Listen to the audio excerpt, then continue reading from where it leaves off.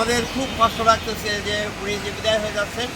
তবে আমরা এই বিদায় উনি তো একটু স্থানান্তরে যাচ্ছেন, আমরা যখনই কোনো অনুষ্ঠান করি উনি আসবেন। আমি সবার পক্ষ থেকে ওনার সুস্বাস্থ্য এবং দীর্ঘজীবন কামনা করি। উনি ভালো থাকুন, যেখানেই থাকুন উনি ভালো থাকেন, সুস্থ থাকেন। উনি যেন আমাদের ভুলে না যান, আমরা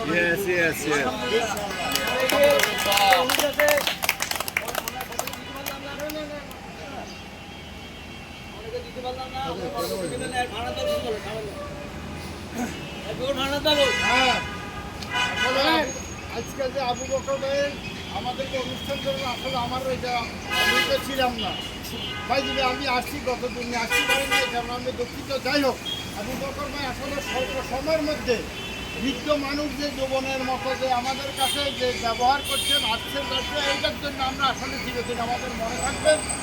যাই হোক, ওনার বিভিন্ন কারণে, সাংসারিক কারণে হোক, ওখানে প্র্যাকটিসে যেতে হবে। তবে উনি যেন যেটা সামনে বলছে আমাদেরকে না ভুলে, আর আমরা যেন না ভুলি। আর আমাদের ট্রেজারারকে বলবো, আমাদের যে অনুষ্ঠান হবে সে অনুষ্ঠানের সময় যেন